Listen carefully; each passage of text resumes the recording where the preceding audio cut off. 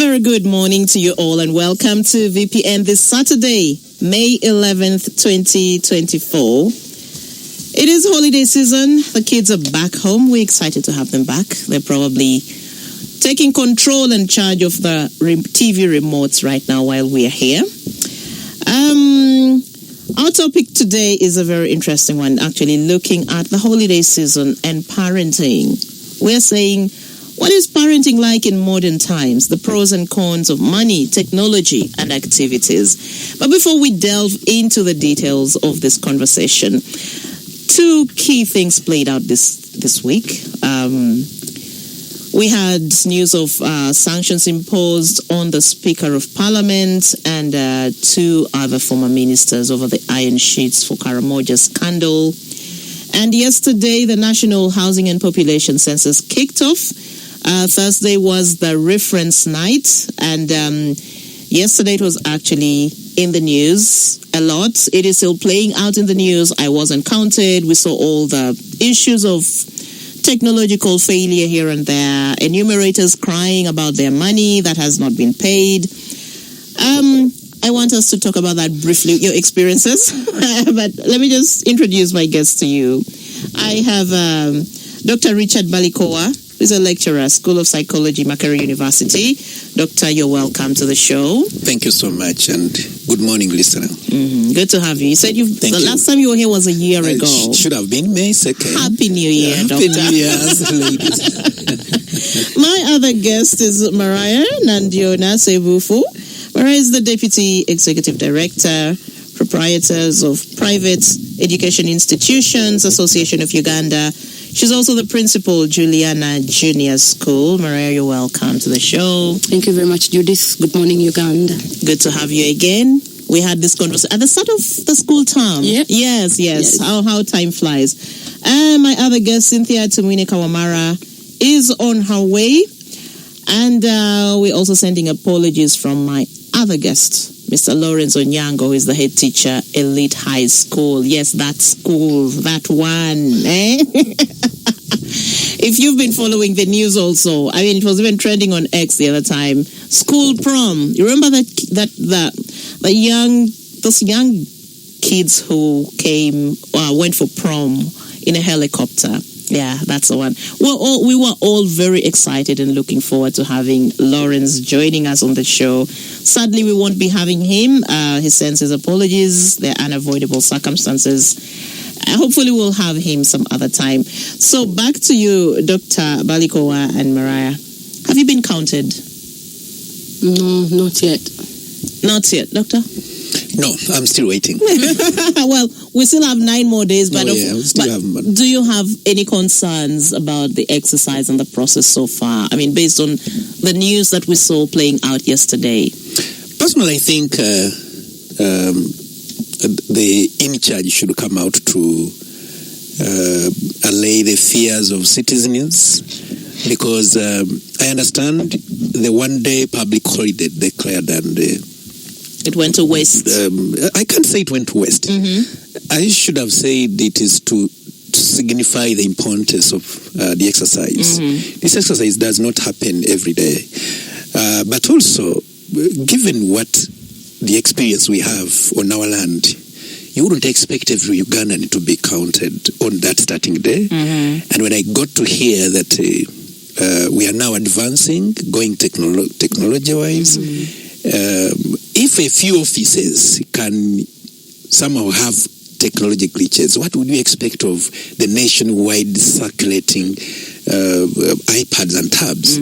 So all I want to wait for is the guidance from the department that is concerned to guide people, because people must hustle. They must leave homes and go and work. So maybe this is a lesson that next time we should, now that we've gone digital, enumeration should not happen as it used to, where someone has to be touched on their shoulder. It's like a physical that. interaction. Yes. I believe this should be the last time government is doing it that way, and maybe in the subsequent times, most of the citizens will have their data and biometrics captured within the NIRA. So I'm still hopeful, and I would think, since it is supposedly supposed to be a crucial step in the nation's development, the citizens should just become and we wait for the guidance. We don't have to run mad over this. And that's interesting. Mara? I wasn't counted. I was home the entire day yesterday.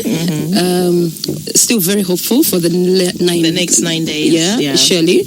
My concerns and wonderings would be around how many people, especially the key people, that the enumerators are going to find home. Because after yesterday, we are all up and about looking for money. And the people that will live at home, the holiday makers and the helpers, maybe will not be in position to sufficiently offer the information that is required as needed by your boss. Even if you've left that information behind, we've seen a few name, age, some of those basics being shared across social media for what we live at home. We hope that we can see it changing, but also happy about the technology advancement that we are embracing as UBOS, and hopefully it will work out. And I would only argue that even if the 10 days are not enough for us to get this process done, allow it to get done in the due process so we can celebrate at the end of the day that we are not doing it the usual way that we usually do it. Yeah, that's very interesting. So let's now delve into our conversation for today, parenting in modern times. I think we're all parents here. And I always tell people, I don't think there's a challenging time to be a parent than being one in the 21st century, in this digital era with all these technological advancements. What is your child accessing? Is it age appropriate? Is it, even if it's cartoons or games or so, is it might seem innocent, but you're thinking, isn't it too much information overload for the child? Isn't it overloading their brain? Are they not too young for this kind of content? Or so it is tough. And then there's also the safety, the online safety.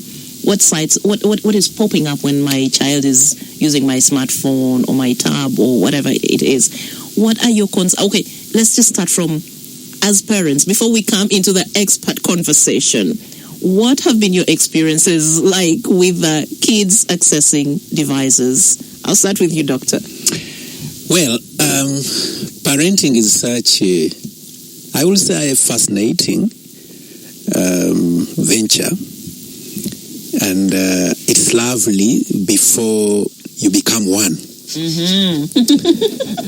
And it is, and I will say, something that anybody should have taken up spontaneously, without investing a lot of overthinking, if we were living in the ideal. And I'm happy you are saying we start with the realities before we go into the expertise kind of mode. Parenting is innate. It is nature. Every living thing is expected to have an offspring. And it goes beyond actually having biological offspring. A responsibility of any living adult to contribute towards preparing the next generation of adults. So that's why you see every creature, maybe I will say mammals because we are near them, takes care of their young ones, takes care of the process through which the young ones come, and they try to protect these young ones in anticipation that at one time they will be the ones to take control. So it should have been a very nice thing had it not involved the globalization where you're raising someone, Richard, but when you're preparing Richard not for yourself, preparing Richard for the world. And the world you may not even know where. So that makes it a little bit complicated. But we were lucky initially that we had our communal way of life here in Africa and in most communities in Uganda, where no one needed to worry. For as long as you gave birth to a child, community would take up. They would make relations, they would do those congratulatory things, and many times, even if you did not have food, they would provide. Someone called a nakawere, that a new mother had to be given that protection, respect, and so are the children when they are growing up. But now we need to adjust, to think that now things are becoming more individual. People have to be confined in very high wall fences, which are very well guarded. Recently, we heard of a dog that attacked one baby, and the neighbors claimed they could not jump over the wall and to help out. Had it been the previous way of life that people were living, maybe there should have been a way of assisting. So when such things happen, they make us feel nostalgic about how the past was. But we just need now to adjust, and whoever is able to adjust appropriately means that you're somehow trying to prepare for what is advancing in the world of parenting. Interesting thoughts. Mariam? I am a mother of 3 wonderful boys. And I am lucky that one is a teenager. Because I was a teenage mother. Yes. It's fascinating, as Doctor has mentioned. Until you're 1. But me, I was lucky. I was 1 when I was still a child as well. So my mother did a lot of work to actually parent my first boy and parent me as well until I was of age, to actually let him accept that I am the mother and I am not his sister. During these times, I think it's becoming harder and harder by the day, managing children as parents. Doctor has mentioned that we have run away from the communal aspect of raising children. When I was growing up, every elder around the village was my father or mother. Sure. And they had the right to actually beat me up if they found me doing something wrong. Today, you touch my child, I don't know where we will go bare knuckles. So I think the dynamics have changed, the management has changed, and it is becoming more and more complicated with the technology, with the money that we have made as parents, with the friends that we have made, with the exposures that they have seen at school. Even when you hide phones or tablets at home, they go to school and their friends have them, so they come back knowing that this and this is actually existing. They know how to use the internet, they have TikTok, they have so much. And then you also look at the little babies that we have knowing how to use tablets and phones, actually better than us who bought the phones. So it becomes more and more complicated as we actually go forth into the 21st century. We just have to find ways as parents, as teachers, as educationists of how to manage our children better, but we are far away from what we used to do or how we grew up. It is very individualized. My children, myself, and me, daddy, mommy, sometimes even the auntie has no access or cannot even speak anything that can be respected in a family. So I think it's more advanced, more complicated, and needs a few changes in how we're managing it, bearing in mind that the times have also changed. Okay. Yeah. Very interesting. Cynthia just walked in. I'm going to give her a few minutes to catch her breath. But Cynthia Tumwine Kawamara, she's a media personality, digital content creator. She's also a mother. When you catch your breath, you'll join us and share with us your experiences about being a mother or motherhood in today's world with all this access to technology and so on. What the journey has been like for you so far. Would you like to jump in? Or sure. Please to join. Well, thanks for that exercise. Firstly, good morning. Good morning, everyone who's listening in. Like they said, my name is Cynthia Tumwine Kawamara, and I think my biggest life's purpose is being a mother. And I think that is why I have a voice, and that is why I've been invited. So, yeah, I've been a mother for 6 years. And I'll tell you that the times have definitely changed in terms of how I was raised and how we are being pushed to raise the children now. First of all, the exposure, you know. The times we're living in right now, everything is out there. There's information everywhere about what you need to do, what you don't need to do, how to do things. So it comes down to a balance between the knowledge that you equip yourself with and the instincts that you have as a mother. Because the one thing that will never be taken away over time, over generations, is the instinct of a mother that is God-given. So the instinct of a parent. No, I was just speaking from my perspective as a mother. But yes, the instinct of a parent. And I'm glad that you brought that up, because also one of the major differences between how I was raised and how we're raising children now is that we can't deny the fact that I feel fathers are more involved. True. They are changing the diapers. They are doing those. Waking up to feed the what society? Yeah. Well, no. What society is pushing them to do? That were traditional and what society is pushing, because the status quo is changing slightly. We're not encouraging that it's only a mother's role to raise the child. It's going across to, if you're a father, you have the time, you are available at home on the weekend, spend time with the children, impart knowledge in them, also change a diaper. Stay up with the children in the night when they're crying and take that load off the mother.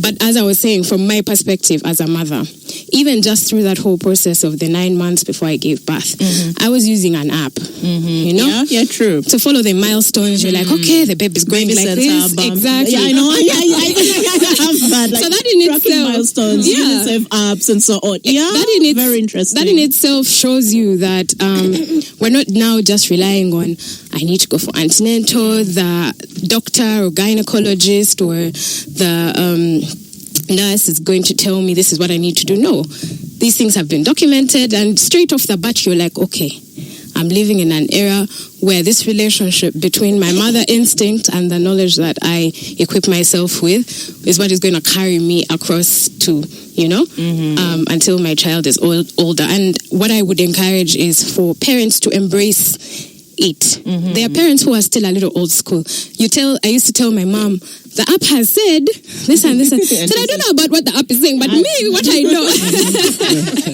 You know? And so, yeah, you know, just adjusting and shifting the mindset to know that some of these tools are here to equip us. Of course, anything in extremities is not good, as they tell us in life, in the Bible. Moderation is always key. That's interesting. That's actually really good. So let's talk about the limits. I know we need to it's not good to again say no, don't access this, don't touch this, don't that. But at what point do we draw the line between what our kids are allowed to access and what they're not allowed to access? What healthy relationships can we actually nurture and build around let's say devices and digital spaces and technology for our kids? The issue should not have been don't. The thing should have been having appropriate, there is. If it is technology, for instance, in a home, let the children access, but which type of technology are they accessing? This is where we are getting it a little bit messed up. You install internet in your home without the knowledge of why you are installing it. The appropriate installation of such, for instance, internet, should have been the purpose of use. If you install internet, the inventors of these technologies had the psychology of all humanity, right from children to whoever. Now, for us, we just get excited because I have bought a technology device, I have installed internet, I have done everything that looks fancy.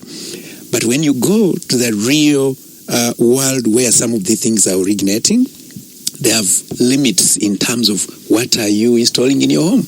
Because a child will not grow by don't, but what they're able to. You know, you've had keep out of reach of children always.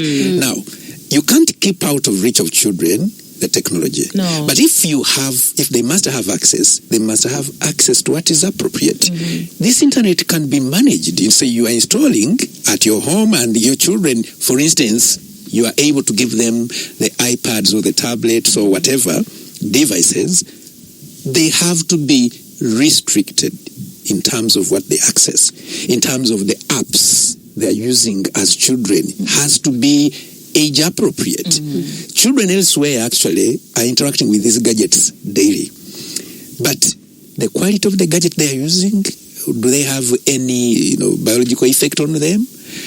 The timing they are using them, the access using the internet. Because if child A is Richard and is 5 and below, they should have apps that are in their line. And whenever they try logging in anything above their developmental milestone, usually it should not accept. There has to be that monitoring. And if it is your phone and you use it for a given purpose, you do not have to expose it to them, just merely. And that exposure should not be because you're saying don't. So where we are having a mess is us, the so-called parents. I'm sorry to use so-called. We think we are parents when we do not know what we are doing. Even us. You find the majority of us do not even know that the phone I am carrying, I'm in a meeting, or I'm in studios like I am here in KFM studios, but I don't know whether I should mute or I should put it in whatever mode. It makes noise the first time. You would think I have been alerted. And it will make noise another time. And it will make noise another time. Someone is in church, he's attending a meeting, but you see, they are not settled simply because of a small technological device. They are not settled. So it starts with us, the commanders, and then before it even goes to children. So whereas we are worried, children of modern times, children during money, children, we should have actually made the topic parents during this era. Where are we? Children have no one to clutch on because we don't know. Let's start from language. Many of us have smirked, have jeered at, and have made the squinting looks at our children because they are not speaking English. But if you tell me, Richard, to construct a nice, good English sentence, I struggle. True. But I want my child to do it perfectly. From where? The thing is mother tongue. Now, you as a mother, what do you know? The thing is mothering. And actually, when this Cynthia and the teacher here, we are talking about changing diapers, I almost interjected. and I said, when she said, many fathers have started doing that, and I said actually majority fathers, because even if I'm not touching this little girl to change the diapers, you are sending me a text to buy the diapers. So I am changing them. There's a very big difference. But also, parenting, we shall know that concept even further. But also, do we know why diapers were invented? You find someone forcing a 2-year-plus-old into a diaper. Why? Because they are traveling. Because they are going in public. By that age, for us in psychology, we know a child, if he's normal, has no mental issues, maybe retardation and all that, is able to communicate. If they are uncomfortable. Either they will cry or they will ask or they will signal. That is true. Now for you are teaching them to keep the pain because you do not want them to stain. But this is the time when they should be free to do some of the things. Now, some of them even start getting the trauma right from when they are little because you are stopping them from, you call it doing susu on bed, bedwetting. Everyone, when they are growing up and the coordination is not mature enough, should go through this. Now, you should only be prepared that it has to happen.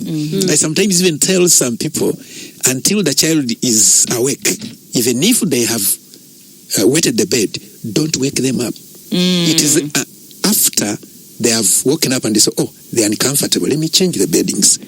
Why should even you make a child sleep in diapers? Do you know why the diapers were made? Just like the forks we use.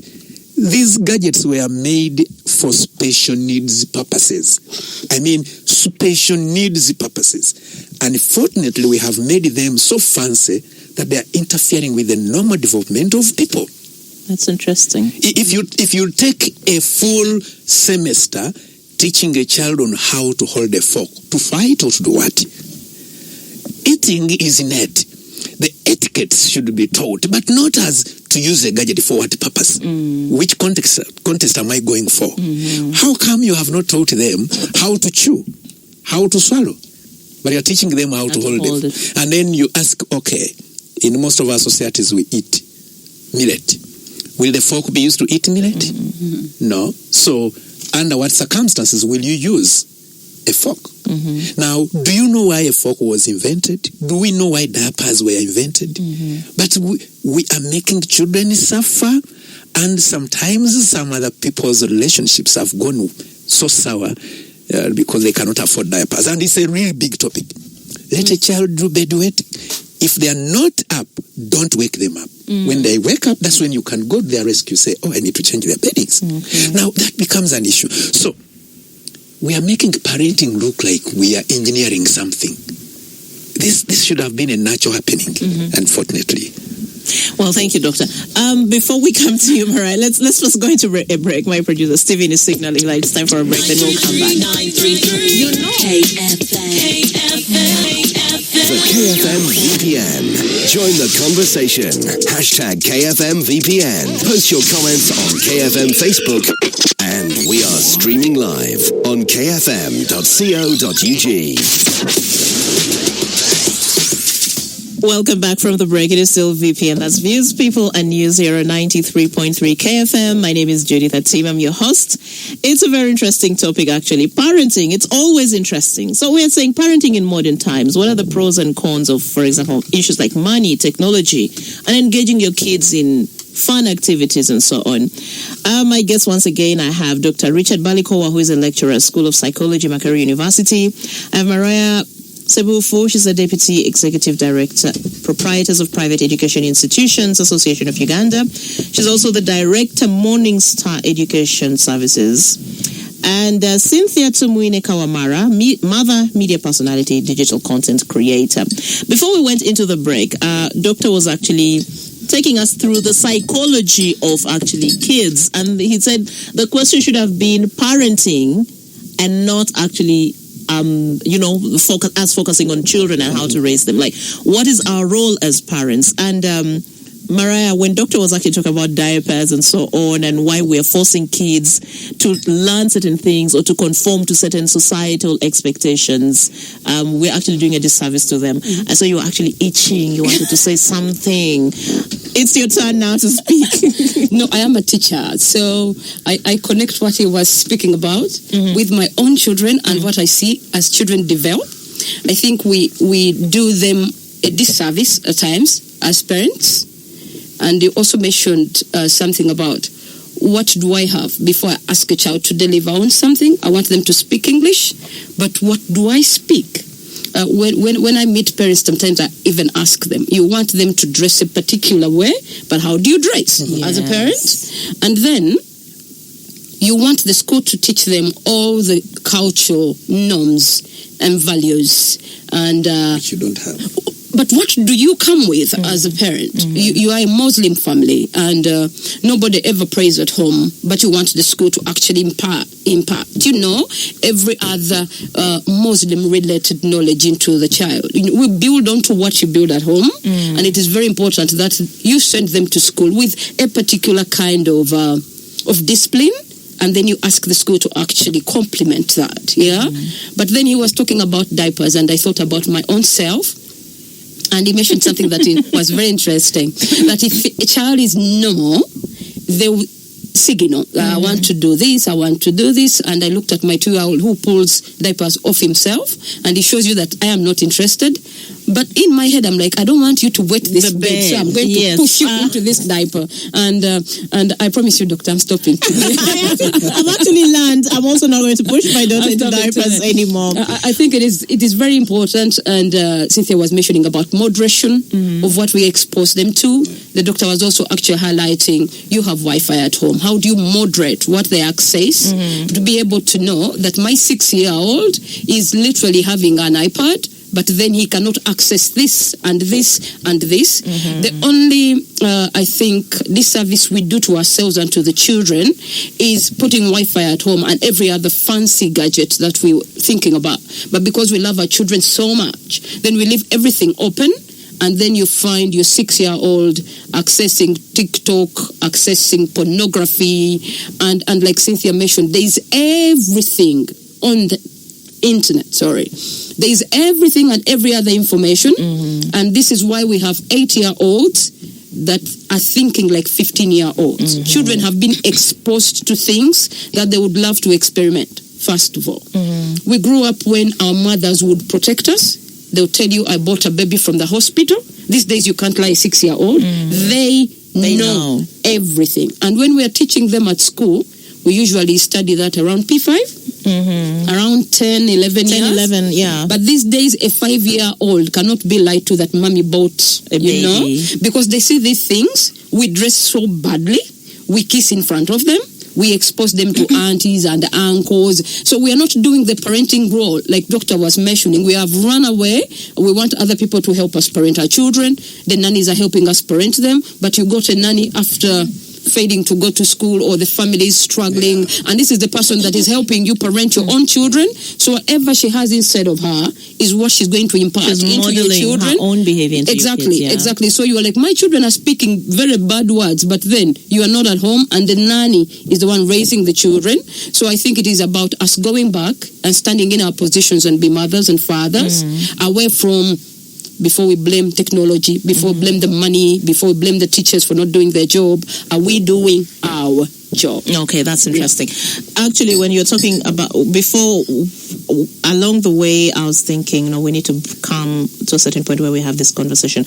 As a parent, of course, your biggest fear when it comes to what my children will access online, one, sexual content, two, violence. You know, there are kinds of gruesome things, beheadings and so on. For me, those are like my big, and then of course, meeting predators online, you know, those are the biggest fears. But how do we navigate these kinds of things? At what point do we have certain conversations with kids? For example, if it's like about sexual content or sexual issues, and these are really, really young children who don't even understand. How do we, first of all, at what point do we bring certain conversations, and how do we even address or bring out these issues in ways that they can actually understand that this is harmful and that this is how I should protect myself? Let me hear from you, Cynthia. Then I know Doctor will have like the psychological aspect of it, the real aspect. Yes. I just wanted to touch on the point that Doctor made earlier before the break, that as parents, it is important to know that when you're going on this journey, nobody knows what they're doing. True. No one has ever been a parent before, especially like for your first child. As you go along, there you learn lessons you pick. Yeah. But that is where the technology and all of this information comes into play, like I said earlier. Inform yourself, equip yourself, go online. If you have questions, form community groups within yourself, children of the same age. If you have 2-year-olds, 3-year-olds, 5-year-olds, 12-year-olds, teenagers, because sometimes the biggest issue comes when parents think that the thing that they're going through is unique to them, right? When you continue to share with different people, you realize, just like we did right now with the diaper situation, you realize, oh, it's not just me. Yeah. It's the same everywhere. Secondly, parent-child connection is always very, very important. The beautiful thing about children, especially in their infant years before they've been conformed to societal norms, you shouldn't make that comment, you shouldn't, is they're very honest. They do not filter. They do not. So if you are an attentive parent, which I think is the first key for any person out there, if you're an attentive parent, that means you will make for an attentive teacher, you will make for an attentive leader, you will make for... Do you understand what I mean? Because the patience required to be attentive to a child is special, you know? You don't get it anywhere. Yeah, it's very special. So if you are paying attention, there are things that you will pick up on. First of all, what kind of personality does your child have? You know, are they bubbly? Are they quiet? Are they the kind of people who open up easily, or are they the kind of people who you have to kind of dig deep to find out what's going on with them? And in that, there are things you will discover. You will discover the things they think about, the things they are more prone to, you know, go into. When someone asks you a certain question, you know, dig further and find out why they asked you that question. When they say a certain word, dig further and find out where did this child get this from. And if it's you need to be very introspective and say, you know what, I know where this is coming from and I need to stop. The thing about like diapers, for example, the equivalent to that would be like phones. You know, that thing of soothing children. It even starts with like, there's the, what do they call that thing that they put in the baby's mouth to stop them? The pacifier. So these are things that have been put in place to help the parental journey be a little easier. But if they're not moderated, At the expense of the child... Yeah, like, yes, you know, they, for example, the pacifier, it slows down speech development. There are so many things that it impedes. My daughter refused it at 3 months. My boy refused. Exactly. So now, when you're attentive to your child, there are things that they will call you to action to do before even you yourself were ready. Because for us, we want the convenience. Yeah. You didn't sleep last night. You're not trying to hear a crying baby. Exactly. You know, you're going on a long journey, like you said. You don't want them to susu in the car. Yeah. But then that's you. That's your inconvenience. It's not really. If anything, the child will be more inconvenienced when you keep them in that diaper. So just paying attention to these, and then even with the instinct you were asking, like when is the right time to have certain conversations about certain things. When you pay attention to your child, you can know that this child at this point in their life is ready to receive this kind of information, and then you break it down in a way that they can understand it. You don't just go in for and say, yeah, no, you know, when two people kiss and they, no, you know. But it's so hard to actually start that conversation. But I've seen articles, I've seen different, even shows. There are those YouTube channels for kids specifically where they tell you how to break down information at different stages for the child in different areas in life, because the questions about life are many, and sometimes actually you may not be the perfect person in position to address that, you know, and that is why as a community, from the father to the mother to the teachers, everyone needs to know at which stage they come in. You cannot, like she said, expect your teacher, her teacher, to now come and start telling her, oh, you know, bad touch. When someone says, they'll come home and then they'll ask you the question at the end of the day. So why not start the cycle before? Because if you don't take on that role, they're going to get the information from someone else. Sometimes they get it from their friends, which is so ill-advised. And, you know, my daughter, sometimes she'll be narrating a story and I'm like, what? She's like, my friend. I'm like, oh, no, honey, that's not how it works. And if you're not paying attention, this is the information that they will go with. And sometimes even the teachers, even the people that the children are getting the information from are ill-informed, right? So if there is no equipping yourself with how you're meant to do these things, being intentional about the entire journey, you know, even with money, you know, when you're educating your child about money in this economy, they need to be well aware that it does not come from trees. You know, it's not free. I take my child all the time to the grocery store and we do shopping, and I'm always telling her, you know, picking things off the shelf. I'm like, do you know how much that costs? Do you think we can afford it? Okay, if you think, do we need it? Is it on the list? You know, just kind of teaching them those basic values like financial from home. If you don't do it, then it's not something that will come naturally to them, or it's not anyone else's job to do that for you. And it has to start with you. You don't know what you're doing, so equip yourself. Inform yourself, talk to people, and it's not only online. What did your mother do? There are still some traditional values that can be carried on that will help, you know, kind of curb some of these habits and vices that are coming up in this generation. There's still a community of people who have raised enough children to be able to identify certain things from a mile away. Someone can look at your child, okay, someone you trust, not a random stranger, and be like, have you tried maybe play groups? Yeah. Because they look at your child and they see they have the potential to be more interactive, but there's something holding them back. Maybe they're only child or whatever. Yeah. And then you think about it and you're like, okay, this is a good idea. Other than placing them in front of the TV and keeping them there the whole day. And sometimes, cartoons are great for entertainment purposes. But they also get tired. There are other things. Yeah, more interesting things. Educative things. We don't want them to get dirty. Thank you. Yeah. Because there's already Cynthia, are you done? Yeah. Okay, please, Doctor. Thank you. These are interesting stories. And if you talk parenting, trust me, they may just remind you that you've not eaten. Otherwise, you'll ride the entire day when you've not reached your destination about what is the right or the best way to do this. But you raised an interesting question about when do we start asserting what.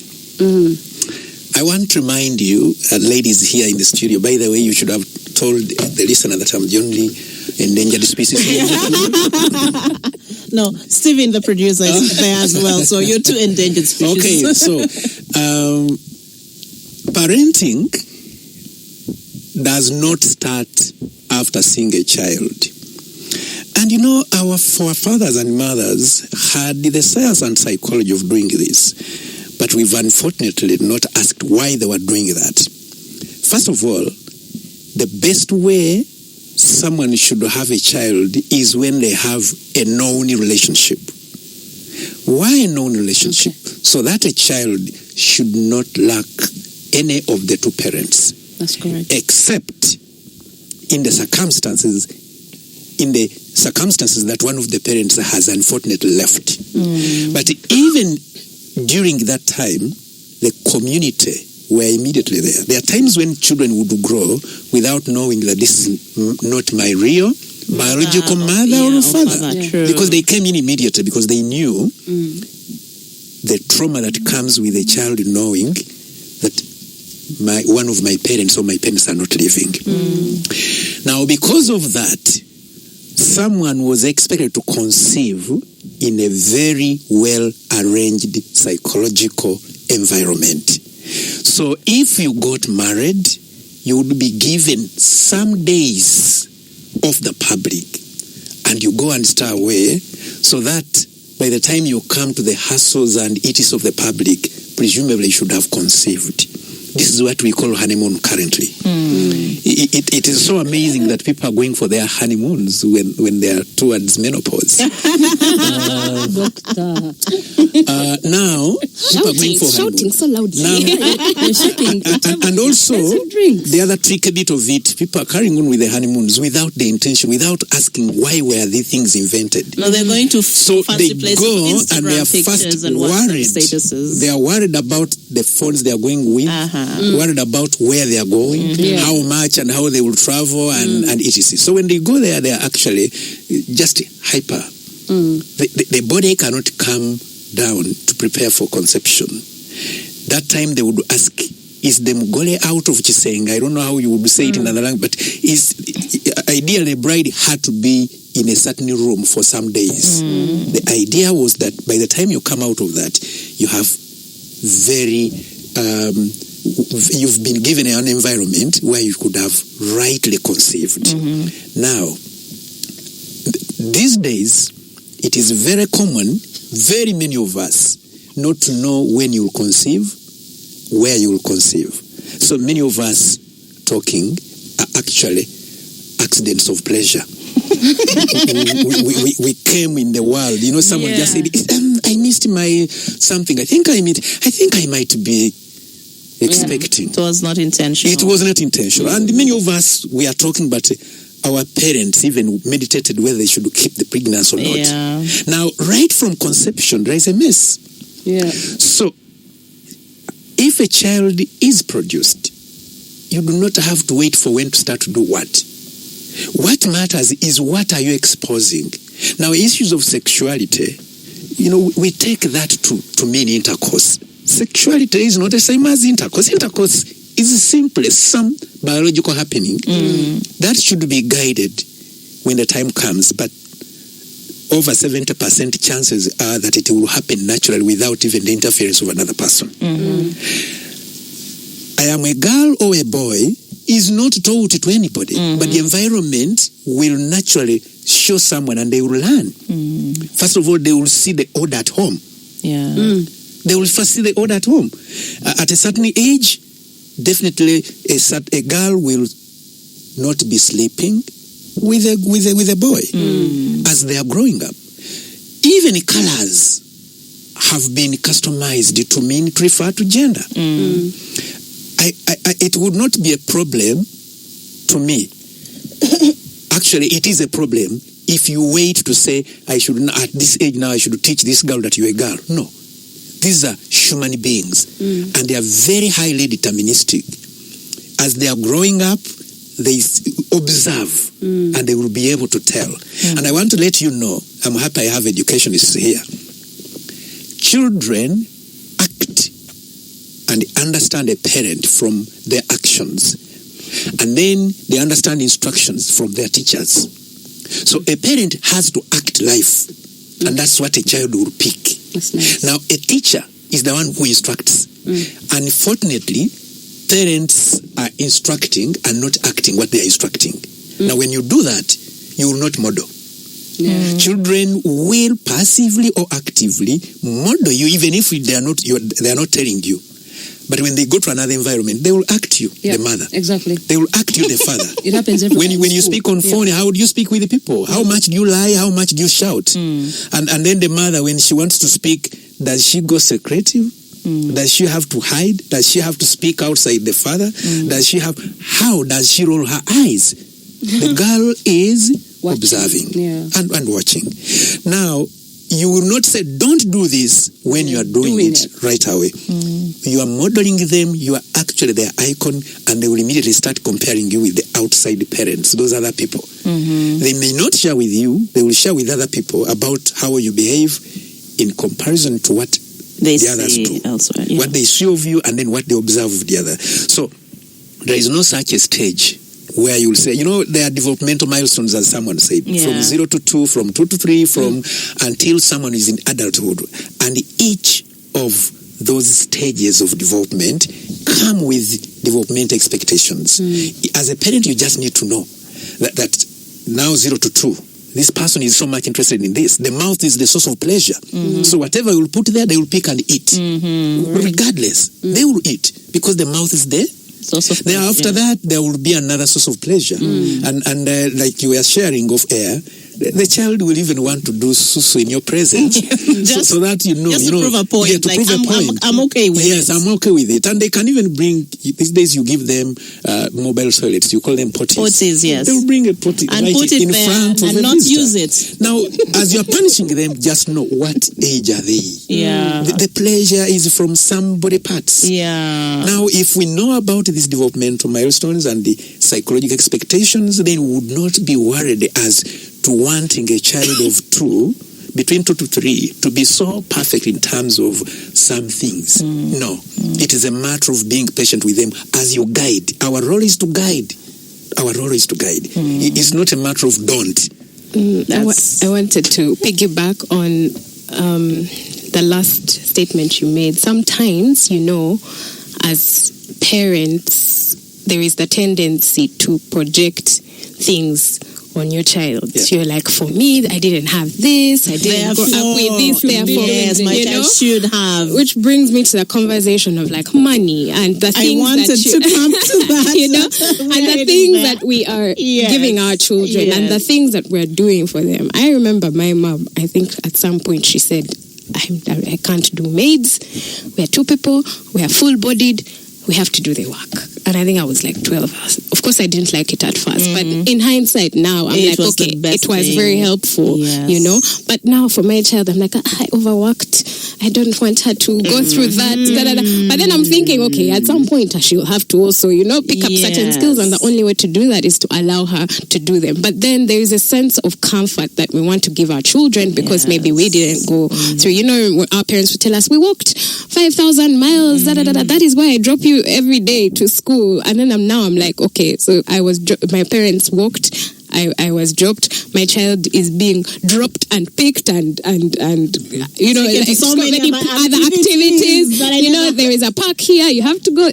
We're doing the most because there's that innate thing to say, I want a better life for my child. But then there's also where you have to. When is it too much? Yeah, you have to draw the line and say, okay, I'm doing a disservice to my child. I'm spoiling the child. And the Bible says, well, spare the rod, spoil the child. Not that in this day and age, there are other ways that people have learned to discipline and control and manage their child. But then there's also the flip side, which is as some people overcompensate other parents also over they're too frugal. Yes. Too frugal. Yes. They're like, I have this sister, she's the last born, and they didn't let her do any work in the house. They didn't. That boy, my brother, he doesn't know anything about responsibility, so I'm going to raise my son to be like this. And so there has to be a balance. I want us to come back to that, Cynthia, after the break.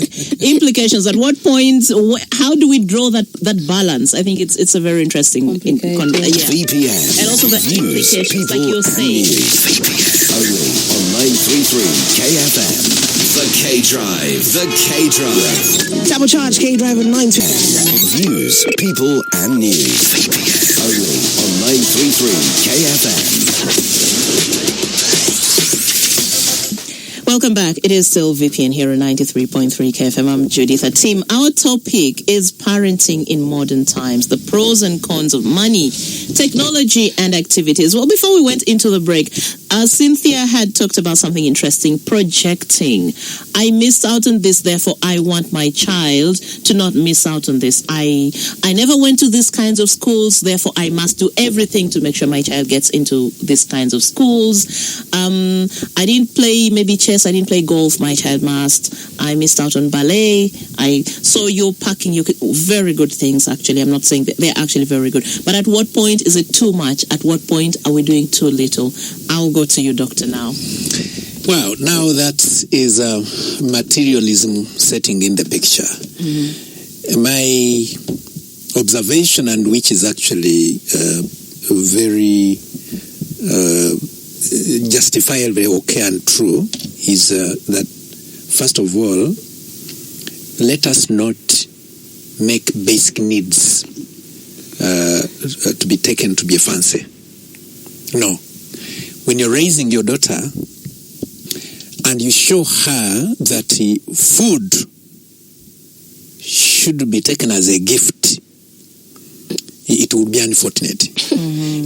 It's a little bit bothering that we are growing up in an unbalanced society, not because Uganda, as a case, we are too poor not to afford food, but our resources are unevenly distributed, where you have Cynthia every morning is paying a garbage collector to take garbage. You see the smelly, all the smell things you see around Kampala is food. Is food, almost all. But there are people starving, right? True. So in a given home A, people are pouring, they are dumping food all the time because when they eat, they cannot finish. Now, we have no ways even to preserve what we have left. For us, we don't know that leftover should not be leftover. So we have not trained ourselves to rationalize. We think rationalizing should be for poor people. Now, because of that, we are thrown into a world of scarcity. So right from food, someone is breaking a relationship because of food. Because someone bought me chicken. Imagine chicken, we've grown up raising chicken in villages. You would even pick it and throw it away. That thing. But it is something that has taken your teenager or slightly past the teenager, because a given guy, Richard, bought for me pieces of chicken. When it comes to clothing, the same thing. When it comes to housing, to water, these are basic things that children should be nurtured to know that someone giving you food is because you are hungry and you need to eat. You need to eat, not because it's a favor and therefore a gift. Now, money, if you're talking about money and pampering a child because you're giving them money for what is the question? Money for what? I am not actually against parents that are trying to build their empires in a way of thinking about the children. Every normal human should actually prepare for their offsprings, where they start from. So if you've done so many, estates and etc., you are looking at those that will come after you. And those that will come after you should be children. That's not a crime. The question is, at what point in time are you trying to show this little boy that you see all these houses are yours? They will automatically be his in case you are incapacitated or you disappear, unfortunately. Automatically they will. Now, you do not have to keep them, looking at them that these are yours. The same way, whereas you are struggling to make those estates and etc., where are they? They should know. Unfortunately, many of us are not aware of where these estates are coming from because maybe we are swindling other people's resources. So you don't want your children to know that you are stealing, that you are killing others to accumulate this. So ill-gotten wealth is what is stopping us to be guilty, making us to be guilty of introducing our children to how you are getting it. But if a child knew the process, you went and started a shamba and have been seeing these shambas and you sold and you got the money and you bought cement and you bought this and then you are constructing. Perhaps the child also helps you on the shamba. They are part of it. Yes, they are part of it. Maybe they are even opening your gate for. I think the best example for that is usually like the Indian community and how they integrate their children into what they're doing. Because the biggest issue for African parents, even here in Uganda, sometimes is the parent works so hard to accumulate all of this wealth with the goal to leave a legacy and generational wealth. But you cannot leave generational wealth if your child is not directly involved in or even knows, like you said. And the thing with that is when you do involve your child in the activities that you're trying to engage in to build the overall family legacy, they will have an attachment to a sense of ownership. Exactly. They will have accountability in their mind to say, I have to go to school because I know how we are working towards this. And when I go to school, these are my expectations, and this is how far I can, stretch myself, or this is what, as a family, this is how we present ourselves, and this, and that doesn't just come from the money or the material things, like Doctor was saying. It's as a family, how do you conduct yourself? I remember for a very long time, and even now, my parents used to always say, your name is everything. Your name is everything. You must protect it. You must, So when you go in with that mindset, your parents have conditioned you to know, as a family, this is how we conduct ourselves. This is how we are known in society. These are our businesses. And there is accountability mentally that a child will have in their mind in every action that they take. Sure. Yeah. Let me come to you, Mariam. I think I've skipped you like twice about the issue of, again, projecting. Because I didn't have this, therefore your kids must have. You work in this education space. I think, what is your experience? What is your observation from? Do you have a lot of these parents, or some of these parents who actually want to fit in or give certain standards or certain statuses for their kids simply because they want to fit into that broader peer group that they belong to? Yeah, I have a range of parents coming from different backgrounds and different exposures. But I think as mothers, we are coerced into wanting our children to go to particular places or schools because our friends and the people we work with actually take their children there. And then sometimes we're also forced to do things because our friends are doing them for their children, sometimes even when we cannot afford. But we're pushed because Cynthia's daughter goes to this particular school and we go to church together and we go to gym together. I cannot afford to actually say my child goes to a different place. So we end up even getting loans to pay school fees in these schools because our friends go there. And we also project what our children must be, how they must act. And we're running away from the teacher aspect of it. Children are not the same, and they don't perform academically the same. But because Cynthia's daughter is an A student academically, I expect my daughter to also be performing the same. And we forget that children are gifted very differently. So we over-project for them. Some of them slap them in front of their friends because you didn't get a first grade. But these children are the same. And also that takes me back to what Dr. mentioned at the start of this conversation. How were you performing in school? Like, how are you performing? Some of these things are genetically carried along, yeah? Because you cannot tell your child you were struggling with maths, And then you're expecting... but you know that you were struggling with maths, yeah? And you are still struggling with basic maths. But you slap a kid, you beat them, you know, you humiliate them, and you make sure the teacher feels so bad about your child failing maths. But you were a terrible student, and you know it. So you don't over-project. You don't push a child to deliver on something that you know you failed to deliver on as a parent. Maybe the father also failed to deliver on it. Sometimes I make my teachers laugh when I tell them, okay, the mother is troublesome.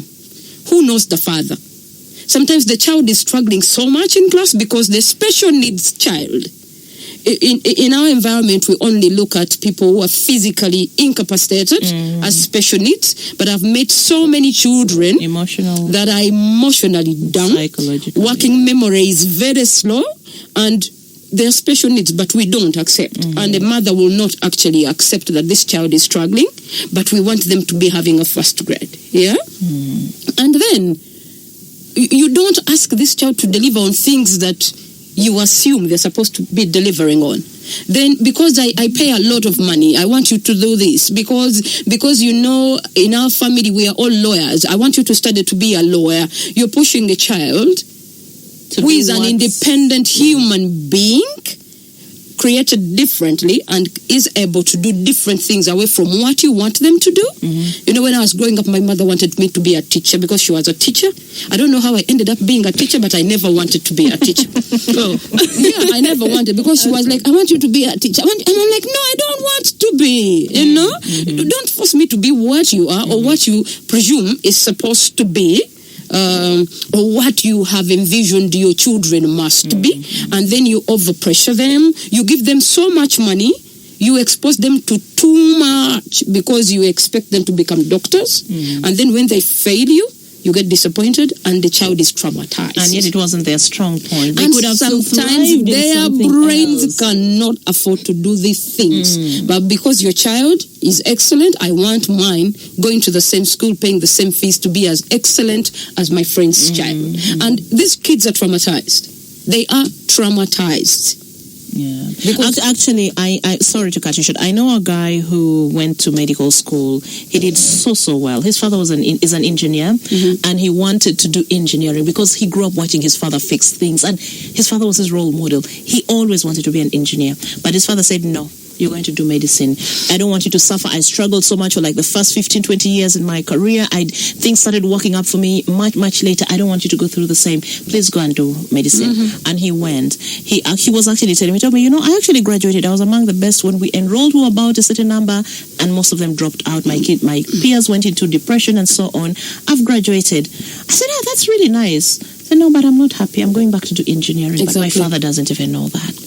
Exactly. I think we need to remember that the end goal for a parent, for a teacher, educator in this is to allow children to become self-sustainable, to encourage the spirit of self-sustenance in whichever shape or form it can be achieved.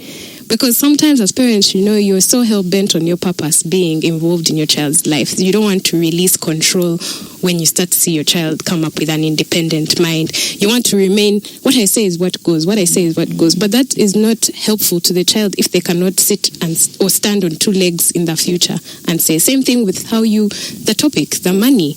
the technology is this something that is going to help them become self-sustainable human beings in society tomorrow? It's about societal stuff. Yeah. Sometimes I was actually recently reminding myself that, this child, my work is not to control her. I am a vessel. Like I told myself, I need to step back and say, I am a vessel that brought this child into this life, and my work is to guide her.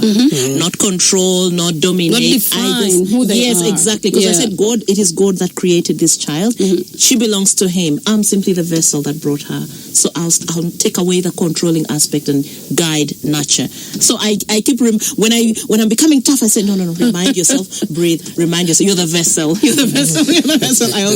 So I want us to now move and look at older kids. Yes. I think we've been focusing a lot on younger children. Yes. Older kids, 8 to say teenage years, and the role of parents. We are in a generation where, while parents are away, they're probably in another country chasing money. We do need money. That's very important.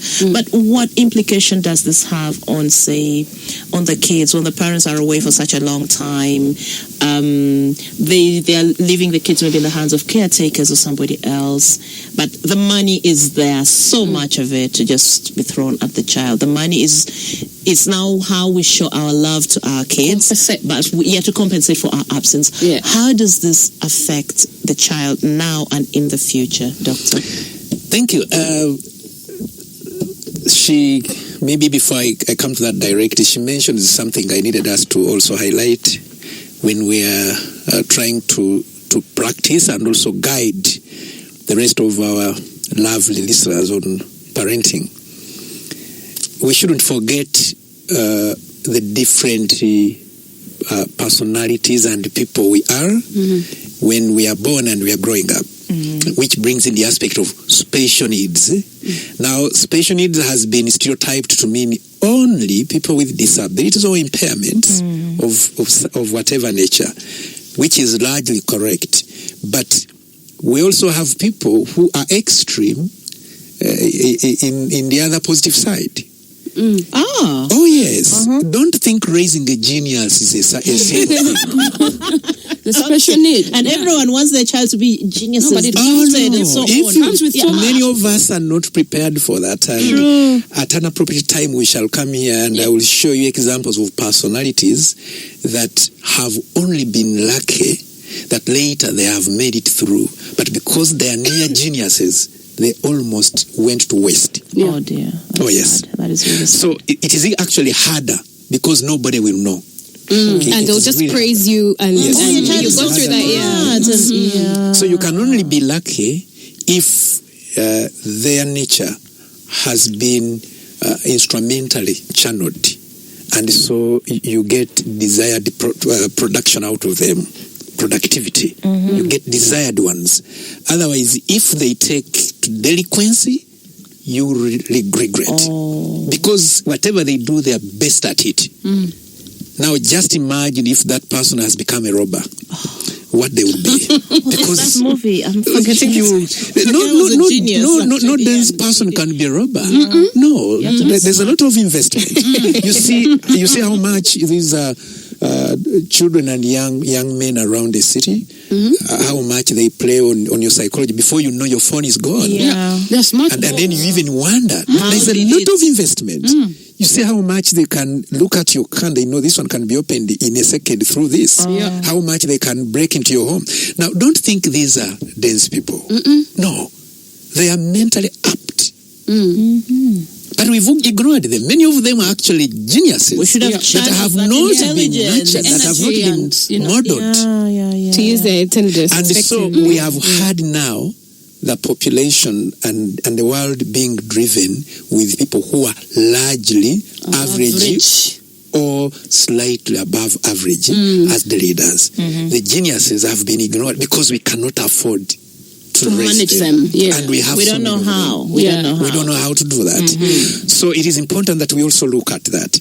We only know that a child is a special needs person maybe when they are physically impaired or disabled. Now, how about if they are mentally the same? How many of us are able?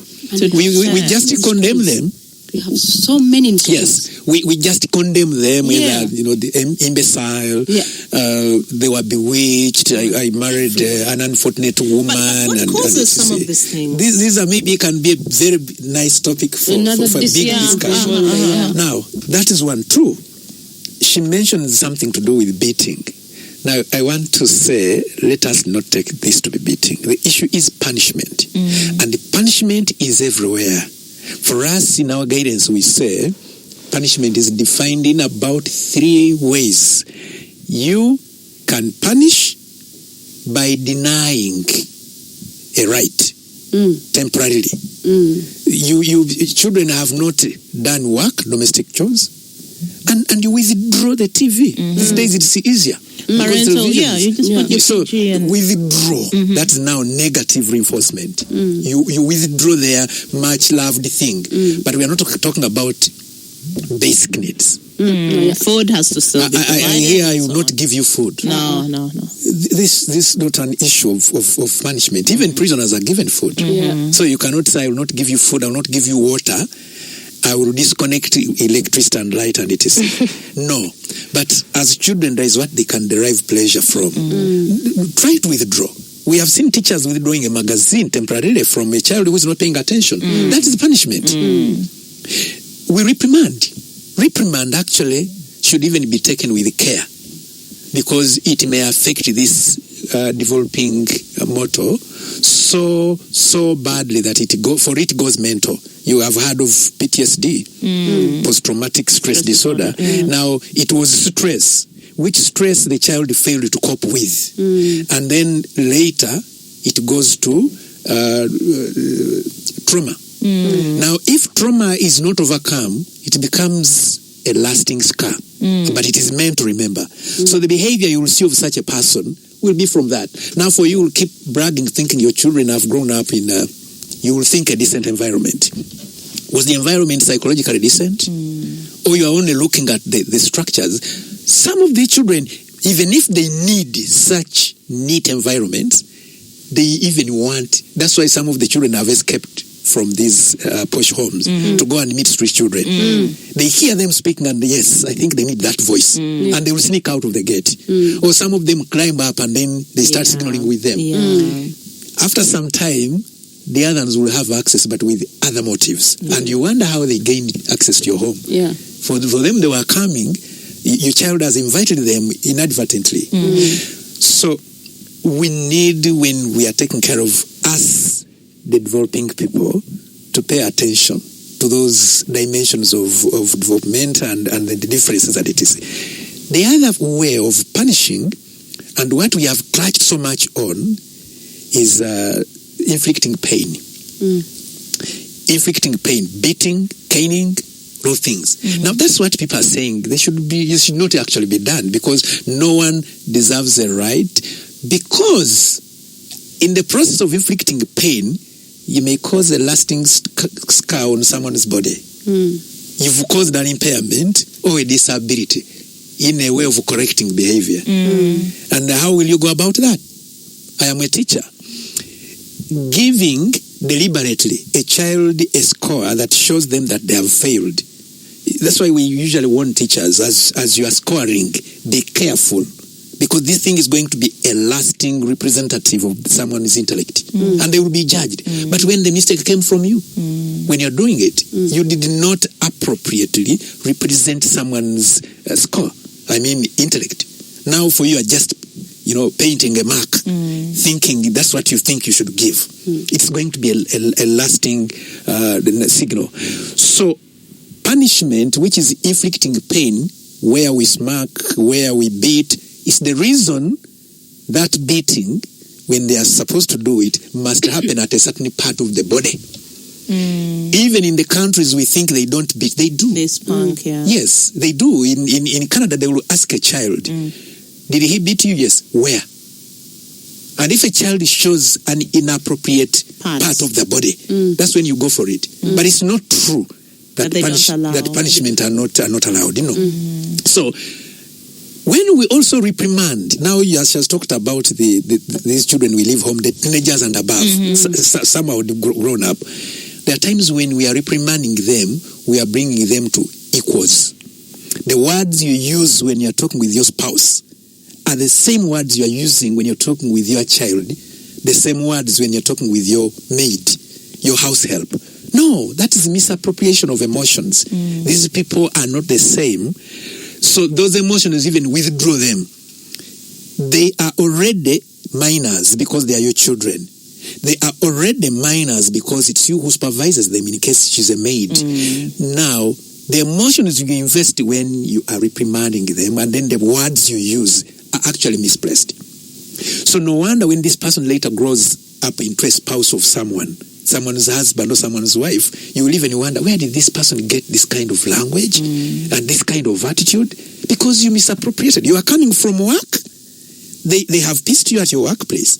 And it is the same language that your boss has used that you are passing on to your child. Exactly. Even if you think it's grown up, that child still understands in them that you're superior because you are the parent.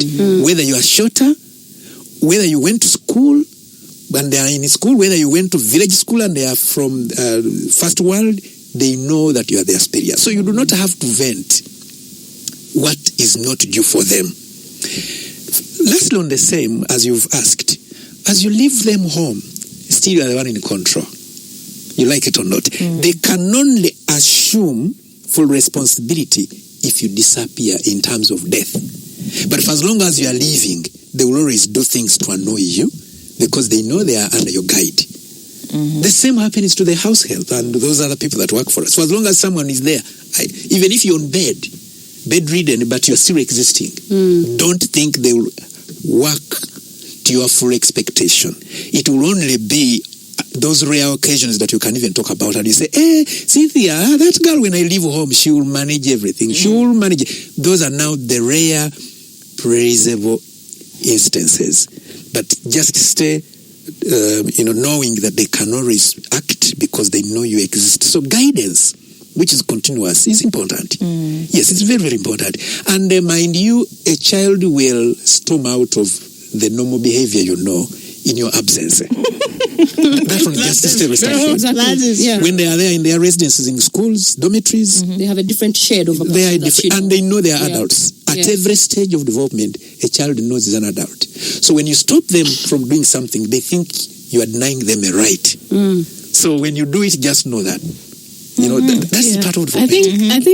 I think that makes a lot of sense, because one of the things that I think we as parents and as teachers foster in children is those healthy boundaries.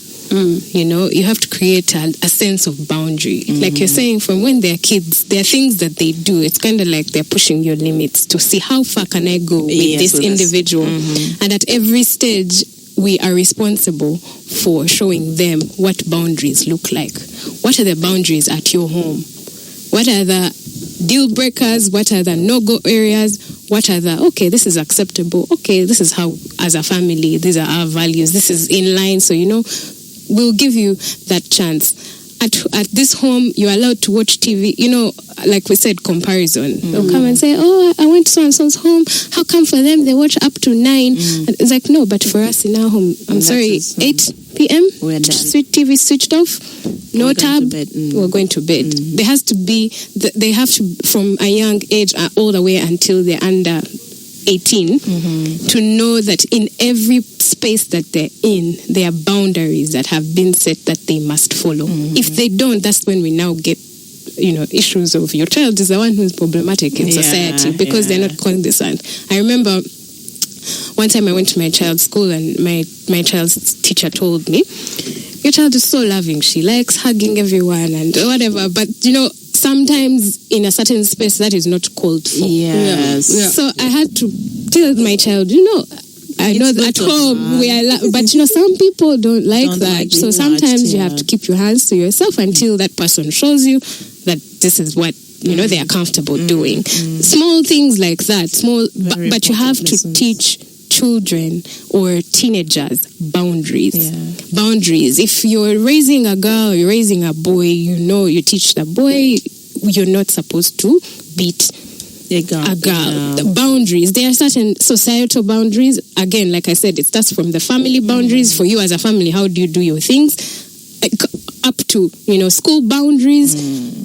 You have to be at prep by 7 p.m. If everyone is going to prep, you have to go to prep, But in a healthy way that doesn't create situations like Doctor talked about where someone has PhD. I feel like, for example, in Uganda, one of our biggest things is we're very timid. And there's always that fear of authority. People are always very held back on speaking up or speaking their mind. We were raised because, that way. you don't look your elders straight in the eyes. That is a sign of disrespect. You don't talk back. A child is only seen, not listened to. And Judith, the problem that we get out of that is that away from us, we have set the boundaries, right?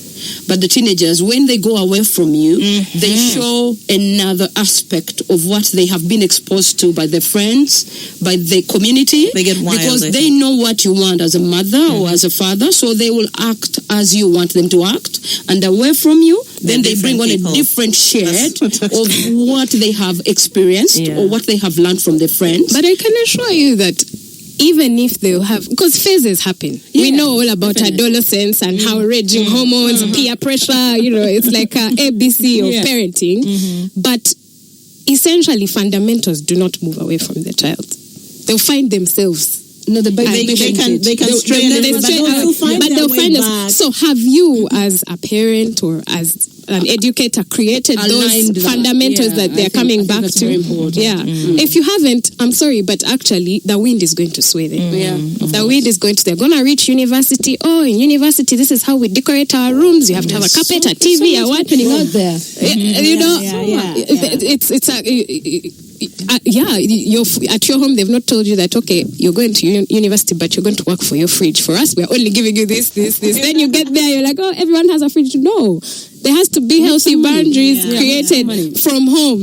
No, sorry, at our home, this is what we can afford. This is how we operate. These are our these are what we expect from you. But we also know, because again, sometimes healthy boundaries comes with open communication. Right? Creating safe spaces to communicate. It's like, okay, for us here at home, this is how we do things. No, but mommy, this is what I want to do. Give me your thesis. Give me your elevator pitch right now. Why this makes sense. I'll listen to you and say, you know what, actually. Makes sense. Okay. We're going to take a break and then we'll open our phone lines shortly after that. But I still want us to exhaust the issue of absentee parents vis-a-vis money. I feel like we've not discussed that thoroughly. We'll take a break now and VPN returns shortly. 933 KFM.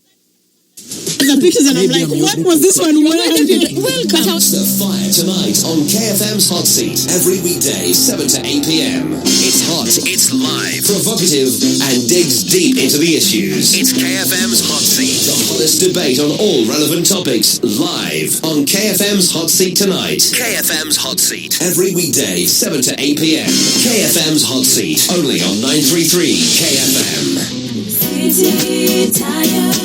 There's nothing. 933 KFM. It is 93.3 KFM. My name is Judith Atim, and you're tuned into Views, People and News. That's VPN. Our studio lines are open now. 0393 933 933, 0393 262 933, 0393 262 934, 0393 266 933. You can also reach us on 0701 933 934 or 0751 933 900.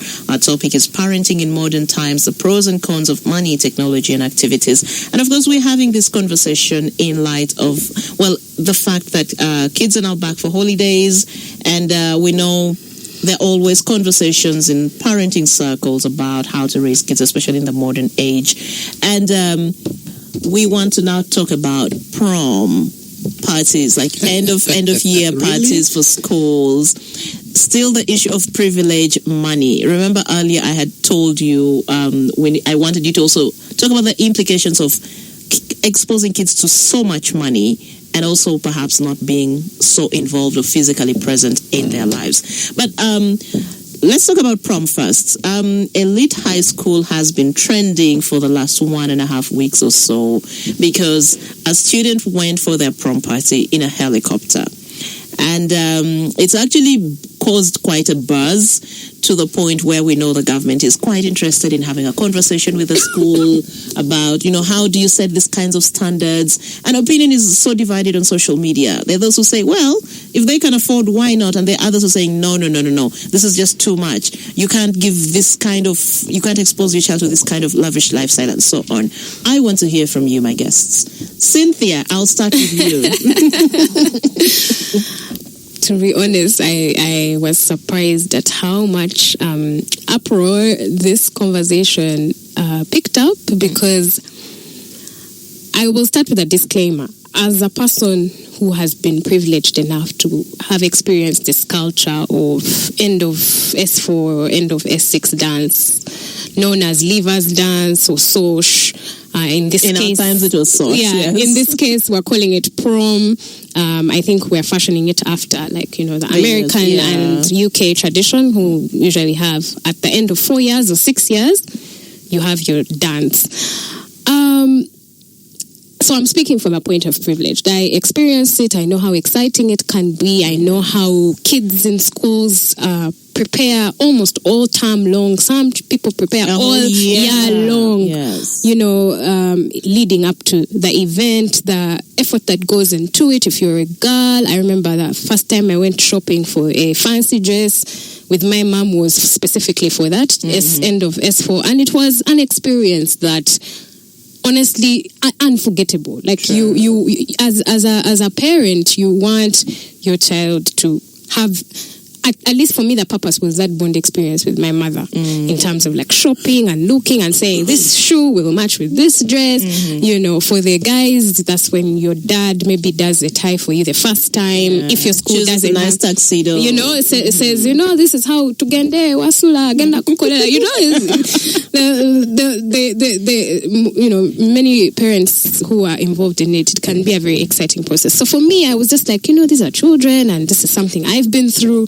It's not a big deal. Of course, over time, with the exposure to the internet and us being able to see what's happening in other communities and how far they take things and how much they're willing to do, the standards have changed.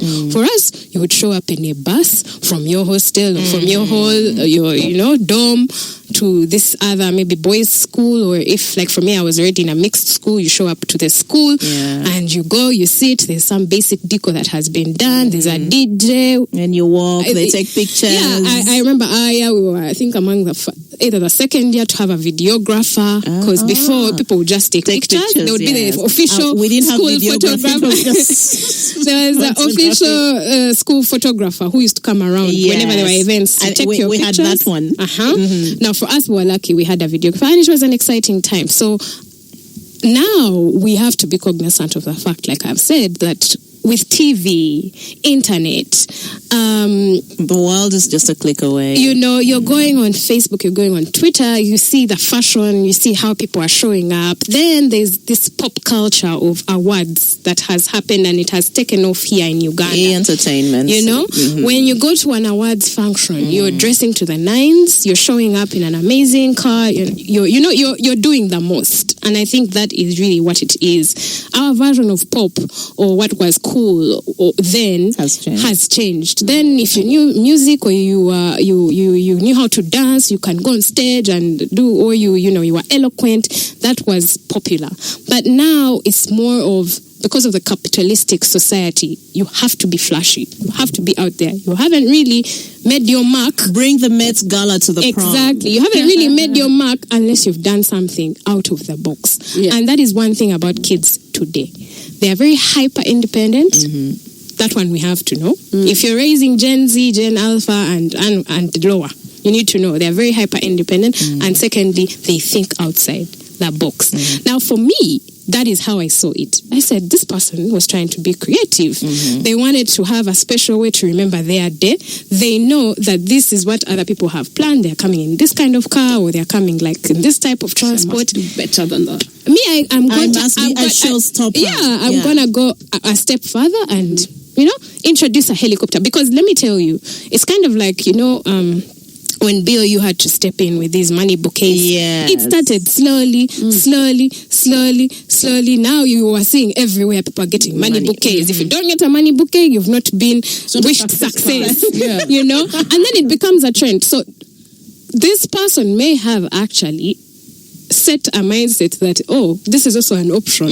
But again, I am speaking from privilege and from a point of this is something that people can afford to do. Mariah, you never had prom. Hey. I'm sorry, I'm told we have a caller. Stephen, we have a caller on the line? Hello? Yes, morning. Yes, good morning. Just 1 minute. Hello? This is God willing. Yes, sorry? God Willis? This is God willing. Yes, please. Calling within Kampala. Yes, God Willis, please.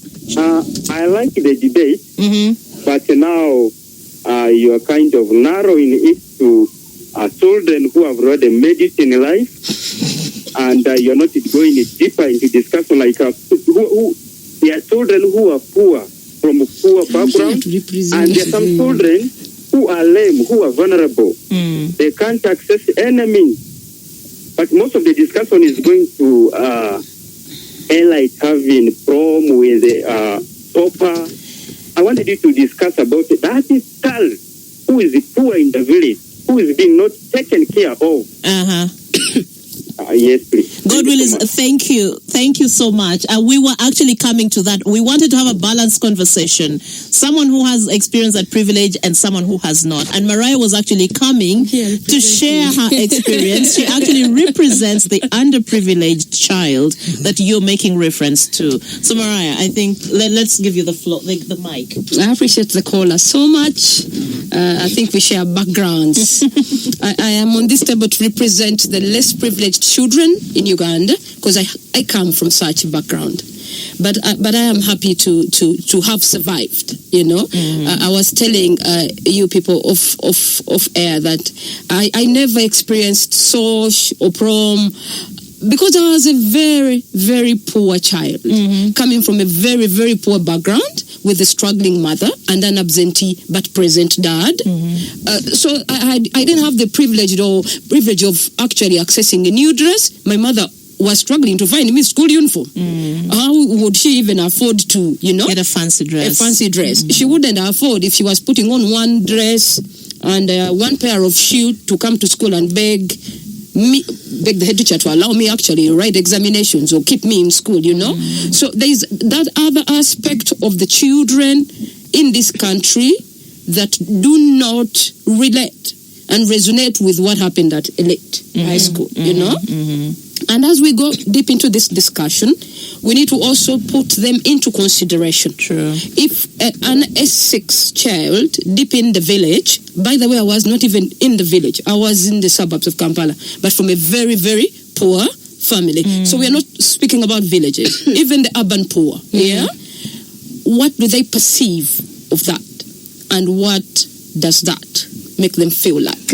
Not that it is very important to these that are privileged, but then the equity and how they feel like. The economic disparity is quite wide. Exactly. There's a very big gap in the socio-economic aspect in this country that maybe makes us, the underprivileged, cry for Batusasire, such that we don't, leave the others traumatized out of experiences of the privileged children.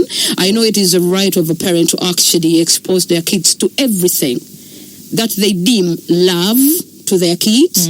But then we also have those that are underprivileged, that are orphans, that cannot access these things, that are even struggling to afford school fees. Or even a meal. Yeah. So we don't underestimate or take away the fact that they're Ugandans and they are Ugandan children, and they are writing the same examinations, by the way. Yeah.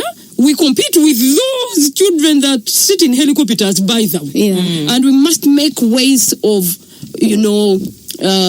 getting successful with their privilege and underprivileged, sitting the same examination. I think there should be a balance at some point. True. Yeah. I don't even know. At some point, I thought maybe it was a school stunt and kind of an advertisement, to define a niche of their clientele, the clientele that they want to actually attract. Because how will my mother then, or me, who cannot afford that kind of lifestyle, take my child there?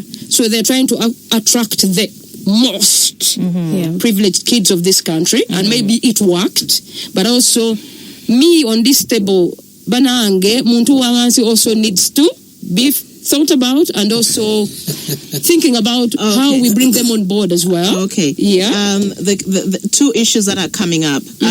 Some parents are limiting their children's time to play with others, saying, "Oh, I bought for you electronic devices. I have TV for you. You have gadgets. I bought for you bicycles and so on. Why don't you use them instead of going out to mix with those other kids and play with them?" What are the implications of that? Two, another one, the freedom we are giving teenagers, house parties, beach outings, and so on. Shouldn't there be certain limits to how much freedom we give our teenagers?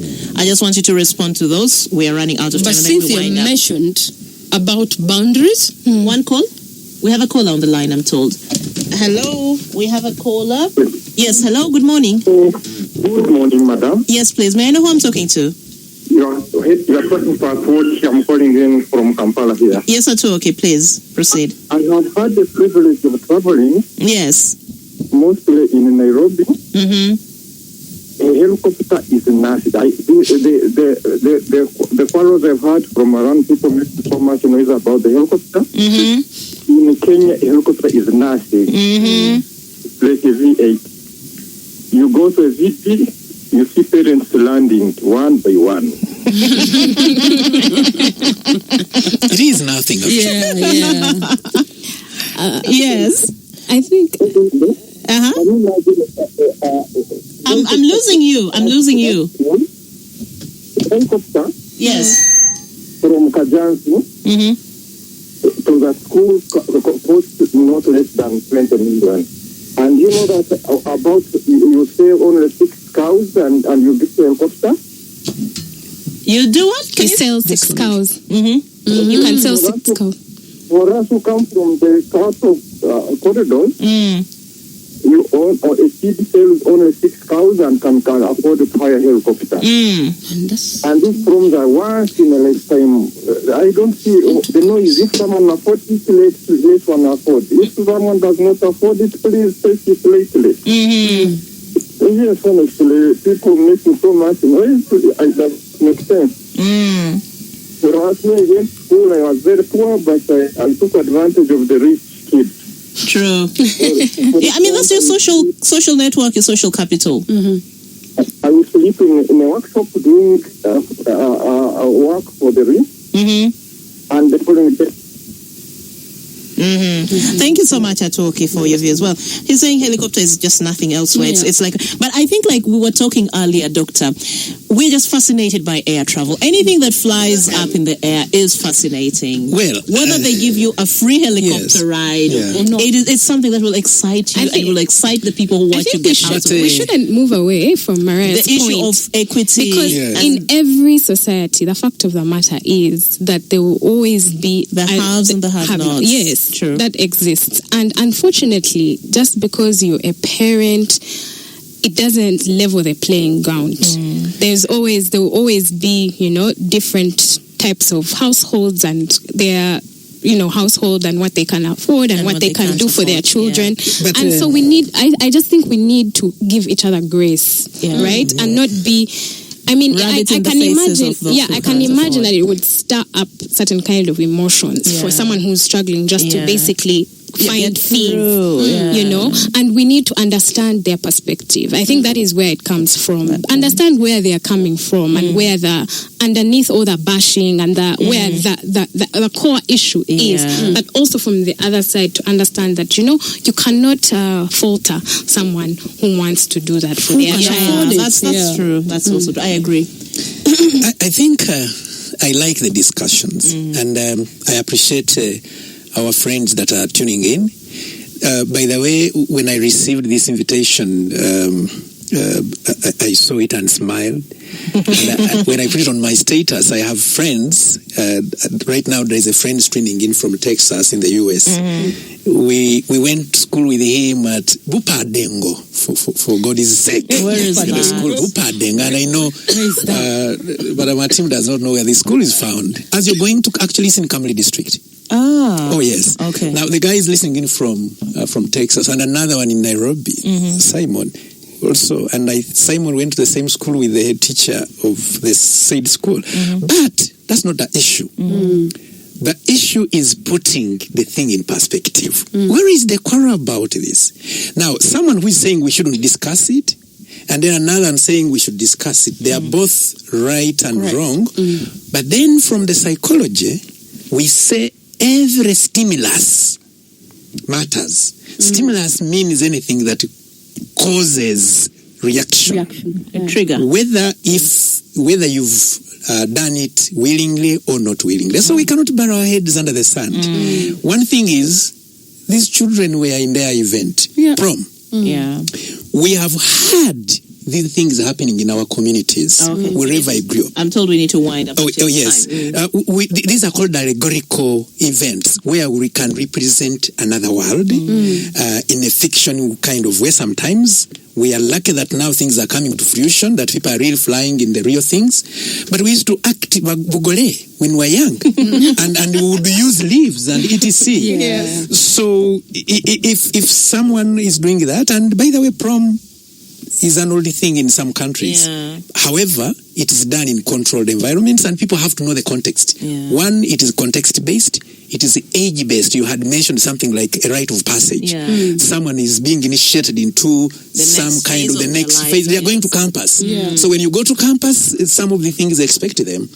Now, what matters is where, how, and who is doing it. One. Two, let us tell our children, genuinely, such a person is riding in a Mercedes-Benz. It's a nice ride, by the way. However, for us right now, we can afford... No. We can afford this one. Right now, we can afford a motorcycle. And we are working towards that. Don't say we can't afford. Right now, we can afford this. It's a matter of moderating your children. These people that are growing up. It should not have... By the way, people can spend $1 billion silently. Cynthia is a content creator I had. I think now the media is the one to blame. Because some people are eating their chicken in public. We have to in times of scarcity, some other people are hurt. This is a very interesting conversation, Doctor. I just wish we had more time, but it's actually time for news. And I want to say thank you to all of you for making time to be a part of this show and for your insights and for enriching this conversation. To our listeners out there, thank you so much. And for the two gentlemen who called in, thank you. We could have this conversation again another time. I really would love us to have a similar conversation still on parenting and related topics. Thank you very much. And this is it for now. It's a wrap for this Saturday. VPN returns next Saturday, same time. Hopefully, we shall have you again at some time. Have a wonderful weekend. Thank you. The K-Zone.